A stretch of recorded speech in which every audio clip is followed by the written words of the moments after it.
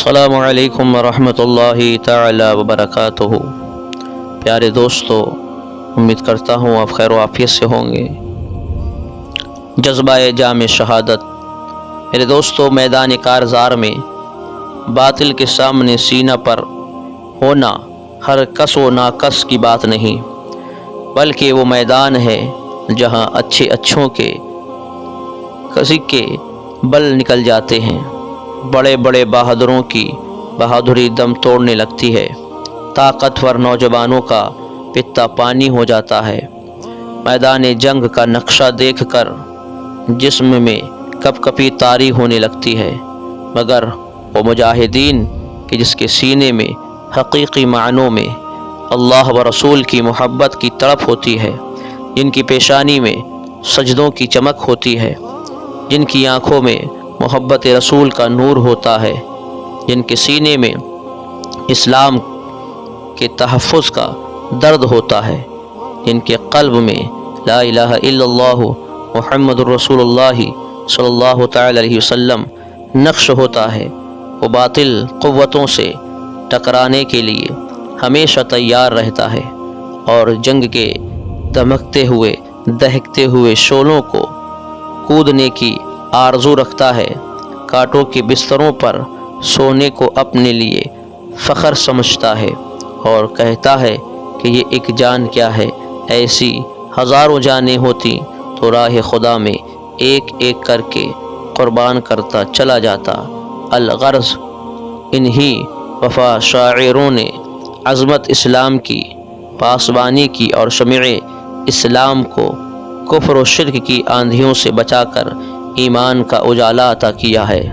کہ ٹل نہ سکتے تھے اگر جنگ میں اڑ جاتے تھے، پاؤں شیروں کے بھی میدان سے اکھڑ جاتے تھے، دشت تو دشت ہے دریا بھی نہ چھوڑے ہم نے، بحر ظلمات میں دوڑا دیے گھوڑے ہم نے۔ میدان جنگ میں شہیدوں کو ہر طرح کے مصائب و آلام سے گزرنا پڑتا ہے، کبھی چمکتی ہوئی تلواروں کی دھاروں سے ہاتھوں کو کاٹا جاتا ہے تو کبھی چھاتیوں کو نیزے اور بھالے سے چھلنی کر دیا جاتا ہے، تو کبھی پاؤں کو کاٹ کر الگ الگ کر دیا جاتا ہے، تو کبھی گردن کاٹ کر تن سے جدا کر دی جاتی ہے، تو کبھی زمین پر گھسیٹ کر خاک و خون میں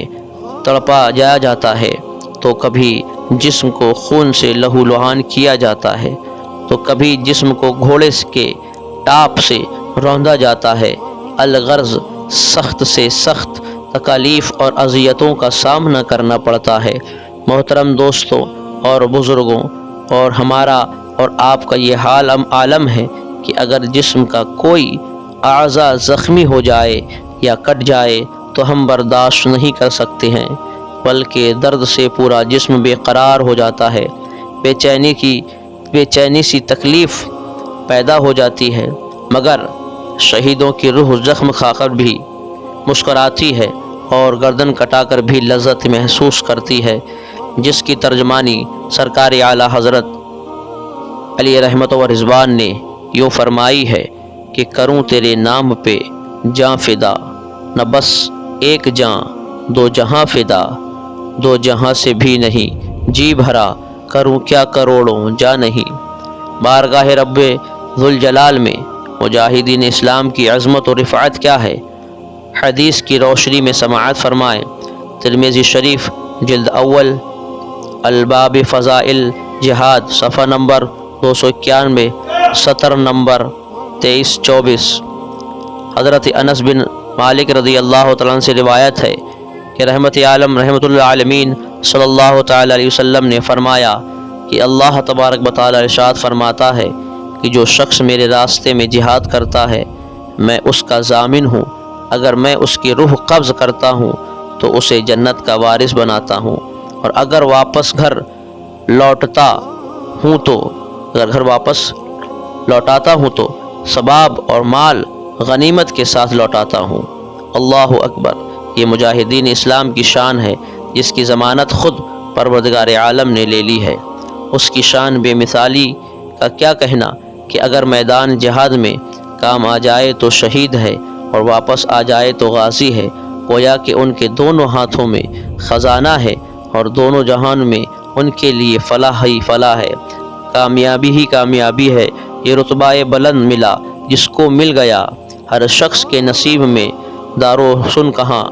آواز آ رہی ہے، شہیدوں کی خاک سے مر کر ملی ہے زندگی جاویدہ ہمیں۔ حضرات، وہ کون شخص ہے جو جنت کا تمنی نہ ہو؟ وہ کون شخص ہے جو جنت کے محلات میں آسودگی کی زندگی گزارنے کا خواہش مند نہ ہو؟ وہ کون شخص ہے جو جنت پر بہاروں اور فضاؤں میں سانس لینے پسند نہ کرے؟ وہ کون شخص ہے جس کو جنت کی خوشبو سے معطر ہونے کا شوق نہ ہو؟ وہ کون شخص ہے جس کو جنت کی دائمی نعمتوں سے مالا مال ہونے کی خواہش نہ ہو؟ مگر شہیدوں کی جماعت وہ جماعت ہوگی جو خود جنت کے بعد بھی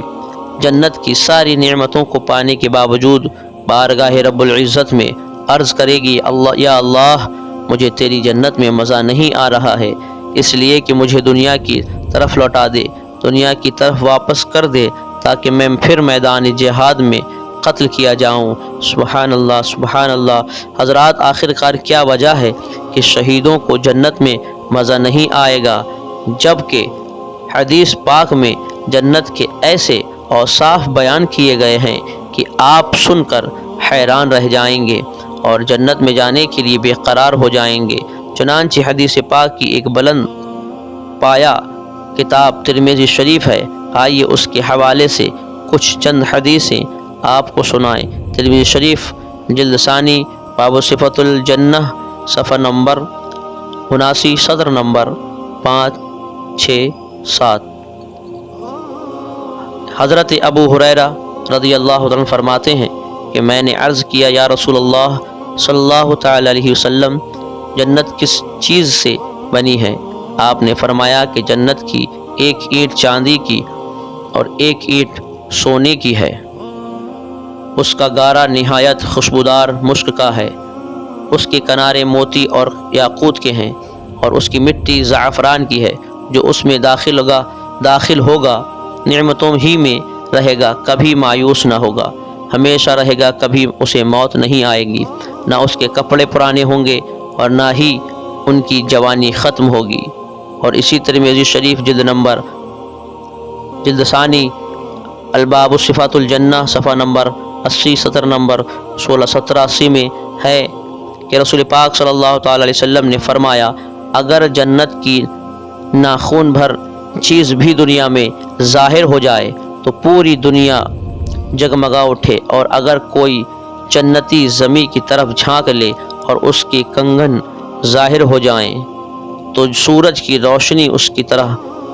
کی طرح مانند پڑ جائے، جس طرح سورج کے سامنے ستاروں کی روشنی مانند پڑ جاتی ہے۔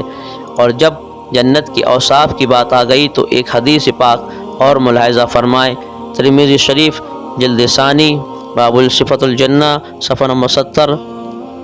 صفحہ نمبر 17 نمبر 3، 4، 5، 6 میں ہے کہ تاجدار مدینہ صلی اللہ تعالی علیہ وسلم نے فرمایا کہ قیامت کے دن جنت میں داخل ہونے والی پہلی جماعت 14ویں کے رات کے چاند کی طرح چمکتی ہوگی، دوسرا گروہ وہ آسمان کے نہایت روشن ستاروں کے مانند ہوگا، ان میں سے ہر ایک مرد کے لیے 2 بیویاں ہوں گی، اور ہر بیوی پر 70 جوڑے ہوں گے جن کے باہر سے پنڈلیوں کا مغز نظر آئے گا۔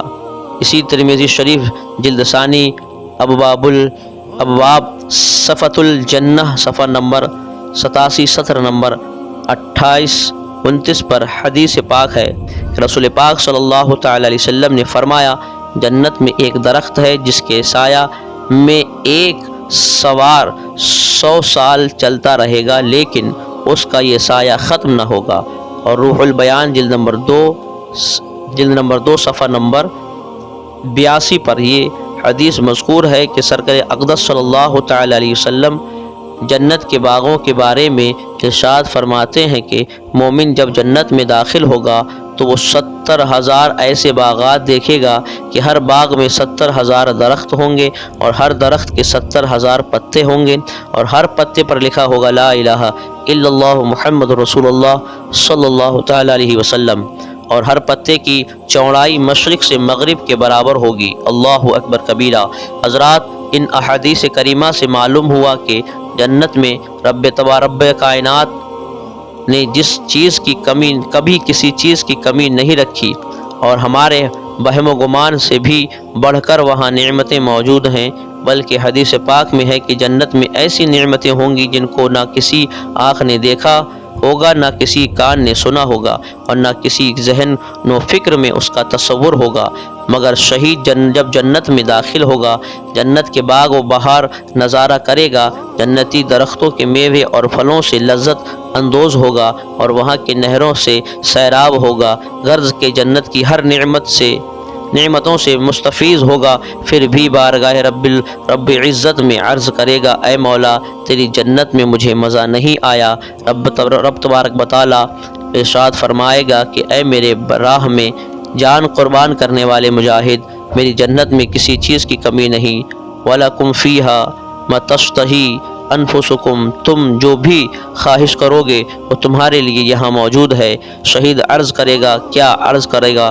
کہ یہ آئے بخاری شریف میں روشنی میں سماعت فرمائے۔ نبی کریم صلی اللہ تعالی وسلم نے فرمایا کہ شہید تمنا کرے گا کہ اے مولا پھر مجھے دنیا کی طرف بھیج دے، تیری راہ میں پھر میں قتل کیا جاؤں، پھر زندہ کیا جاؤں، پھر قتل کیا جاؤں، پھر زندہ کیا جاؤں، اسی لیے کہ شہید شہادت کا مزہ چکھ چکا ہے،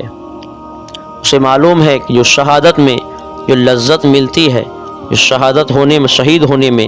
اللہ کی راہ میں گردن کٹانے میں جو مزہ ملتا ہے وہ کسی اور چیز میں نہیں۔ بس اللہ تبارک و تعالیٰ کی بارگاہ میں دعا ہے اللہ ان تمام اچھی باتوں پہ ہمیں عمل کی توفیق عطا فرمائے۔ اسی طریقے کے واقعات اگر آپ سننا چاہتے ہیں تو ہمارے چینل نوری گائیڈ کو سبسکرائب کر کے بیل آئیکن کو ضرور دبائیں تاکہ اسی طرح کی ویڈیو آپ حضرات کی خدمت میں پہلے پہنچتے رہے۔ انشاءاللہ تعالیٰ اگلی ویڈیو میں ہم وقت شہادت دیدار الہی، جب شہید کیا جاتا ہے بندہ راہ خدا میں تو اس کو اللہ کا دیدار ہوتا ہے، اس کے بارے میں اگلی ویڈیو ہم لے کے آئیں گے۔ تب تک کے لیے خدا حافظ۔ السلام